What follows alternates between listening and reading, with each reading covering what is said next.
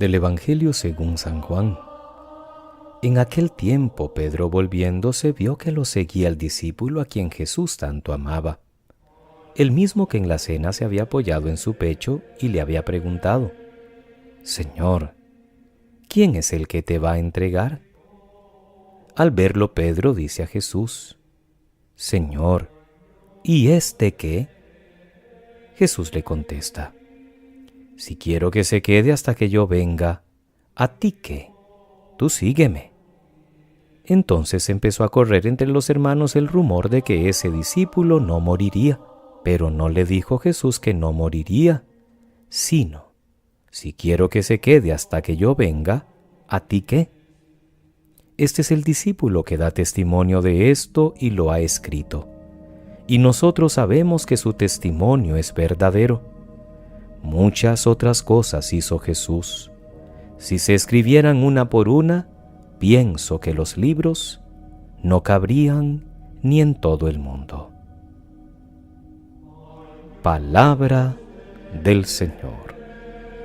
Gloria a ti, Señor Jesús.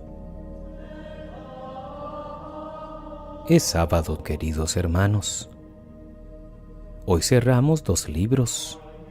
El de Hechos de los Apóstoles, que nos ha venido acompañando toda la Pascua, y también leemos la última escena del Evangelio de Juan. El libro de los Hechos resume los 2 años que Pablo estuvo en Roma en su primer cautiverio. Nos saltamos todo lo que cuenta de su primer viaje por el mar lleno de peripecias y su estancia en Malta.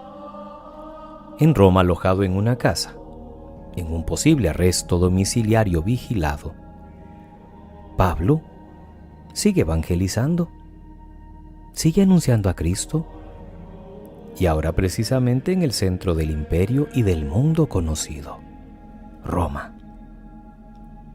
Y Pablo llama a los principales judíos ante los que justificó y dio su versión del proceso que había tenido lugar en Jerusalén contra él. Pero también predicó a muchos enseñando la vida de Jesús con toda libertad. No fue en este cautiverio en Roma cuando dio testimonio con su muerte. Luego fue liberado, visitó otras comunidades y probablemente hasta llegó a España. Y en una segunda detención en Roma es cuando su confesión de fe terminó en el martirio cerca del año 67. Pablo es incansable. La fe inquebrantable que tiene en Jesús le mueve en todo momento y da sentido a toda su actuación. Ya quisiéramos tener nosotros al menos una pequeñita parte de ese espíritu de Pablo, para también predicar con tanta animosidad y con tanta valentía, y para nunca cansarnos ni desgastarnos, para que otros conozcan a Cristo y esté resucitado. Y el Evangelio de Juan continúa la escena de ayer con el diálogo de Jesús y Pedro que sigue hoy, a partir de la invitación hecha al apóstol: sígueme. Dicen algunos biblistas que probablemente es un añadido al Evangelio de Juan para salir al paso de unos malentendidos que había sobre el discípulo amado, a quien algunos parecían atribuir inmortalidad. Para otros es extraño que no le hubiera asignado como sucesor de Pedro cuando éste murió mártir en Roma. Pedro tiene una intervención poco afortunada sobre si también tenía que seguirles Juan. La respuesta de Jesús es un tanto seca. Volviéndose a Pedro le dice: tú sígueme, no te preocupes de Juan. Y el final es majestuoso. Juan termina afirmando que Jesús hizo muchas otras cosas que no caben en los libros. No todo está escrito. Toda la predicación oral de la Iglesia es más grande y es parte del depósito de la fe que, unido a todo lo que se ha escrito, es lo que el Padre ha revelado en su Hijo y que hoy nosotros seguimos atendiendo por la fuerza del Espíritu. Por eso no podemos, si me permiten la expresión, no podemos comer cuento. Cuando alguien nos diga, es que eso no está en la Biblia, es que eso no está escrito. Vayamos a este último versículo de Juan. No todo está escrito.